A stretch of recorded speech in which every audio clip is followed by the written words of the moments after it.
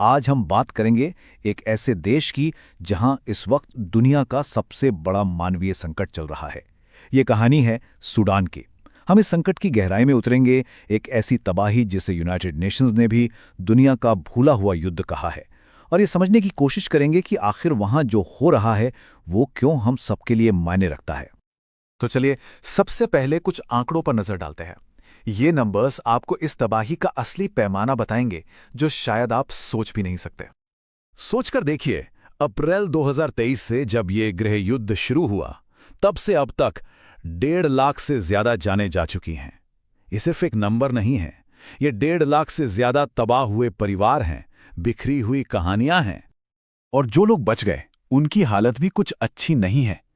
1 करोड़ से ज्यादा लोग अपने ही देश में बेघर हो चुके हैं। ये इस वक्त दुनिया का सबसे बड़ा विस्थापन संकट है। हर रोज हजारों लोग बस अपनी जान बचाने के लिए भाग रहे हैं। और अब एक ऐसी सच्चाई जो रोंगटे खड़े कर देती है। जब येल यूनिवर्सिटी के रिसर्चर्स ने अल-फाशर शहर की सैटेलाइट तस्वीरों को देखा तो उन्होंने पाया कि नरसंहार के बाद वो पूरा इलाका अंतरिक्ष से लाल दिख रहा था। खून और लाशों के ढेर इतने ज्यादा थे कि जमीन का रंग बदल गया था। ये एक सोची समझी जातीय सफाई का सबसे खौफनाक सबूत है। तो सवाल ये उठता है कि आखिर ये सब शुरू कैसे हुआ, हालात इतने खराब कैसे हो गए। इसका जवाब छिपा है दो लोगों के बीच सत्ता पर कब्जे की एक खूनी लड़ाई में। तो मिलिए इस कहानी के दो किरदारों से। एक तरफ हैं जनरल अल बुरहान, ये सूडान की ऑफिशियल आर्मी यानी सूडानी सशस्त्र बल एसएएफ के मुखिया हैं। और दूसरी तरफ हैं जनरल दगालो, जिन्हें हेमेदती के नाम से भी जाना जाता है। ये एक बहुत ही ताकतवर paramilitary group rapid support forces RSF के लीडर हैं। और सबसे अजीब बात तो ये है कि ये दोनों कभी साथी हुआ करते थे। 2019 में इन्होंने मिलकर पुराने तानाशाह उमर अल बशीर को सत्ता से हटाया था। लेकिन सत्ता का लालच और देश के बेशकीमती सोने की खदानों पर कंट्रोल करने की होड़ ने इन्हें एक दूसरे का सबसे बड़ा दुश्मन बना दिया। और इनके इस टकराव ने पूरे देश को गृह युद्ध की आग में झोंक दिया।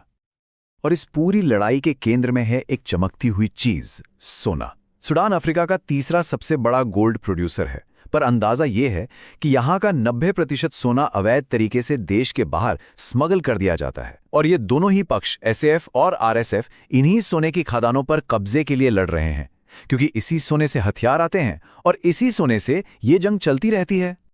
लेकिन इस कहानी में एक और बहुत गहरा और डरावना मोड़ है। दारफुर इलाके में आज जो हिंसा हो रही है वो कोई नई बात नहीं है।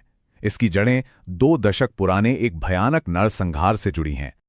पर आगे बढ़ने से पहले ये सवाल पूछना बहुत जरूरी है, ये रैपिड सपोर्ट फोर्सेस यानी आरएसएफ आखिर हैं कौन? कहां से आया ये लोग? इनकी कहानी शुरू होती है जंजावेद से, एक ऐसा नाम जिसका मतलब ही होता है घोड़े पर सवार शैतान। 2003 में सूडान की उस वक्त की सरकार ने दारफुर में गैर अरब कबीलों के विद्रोह को कुचलने के लिए इसी बेरहम मिलिशिया का इस्तेमाल किया था। और इन्होंने जो किया उसे दुनिया आज दारफुर नरसंहार के नाम से जानती है, जिसमें 3 लाख से ज्यादा लोग मारे गए थे। और अब आता है सबसे चौंकाने वाला सच। 2013 में इसी जंजावीद मिलिशिया को एक नया ऑफिशियल नाम दे दिया गया, रैपिड सपोर्ट फोर्सेस यानी आरएसएफ। और जानते हैं इसका लीडर किसे बनाया गया? उसी जनरल दगालो को। इसका मतलब साफ है, इतिहास खुद को एक बहुत ही भयानक तरीके से दोहरा रहा है। आज वही अपराधी उन्हीं तरीकों से उन्हीं लोगों को निशाना बना रहे हैं। दारफुर में जातीय सफाई का वो क्रूर दौर एक बार फिर लौट आया है। लेकिन ये लड़ाई सिर्फ सूडान के अंदर नहीं लड़ी जा रही है। सूडान की लोकेशन और उसके सोने तेल के भंडार ने दुनिया की बड़ी बड़ी ताकतों को भी इस खेल में खींच लिया है। जरा सोचिए, सूडान अफ्रीका और मिडिल ईस्ट के बीच एक पुल की तरह है। इसकी सीमा लाल सागर से लगती है, जो दुनिया के सबसे जरूरी ट्रेड रूट्स में से एक है। ऊपर से सोना और तेल जैसे कीमती संसाधन यहां भरे पड़े हैं। यही वजह है कि रूस से लेकर यूएई तक हर कोई यहां अपना दबदबा चाहता है। और यही बाहरी ताकतें इस आग में घी डालने का काम कर रही हैं। रिपोर्ट्स बताती हैं कि यूएई और रूस का वैगनर ग्रुप दगालो की आरएसएफ को खतरनाक ड्रोन और मिसाइलें दे रहे हैं।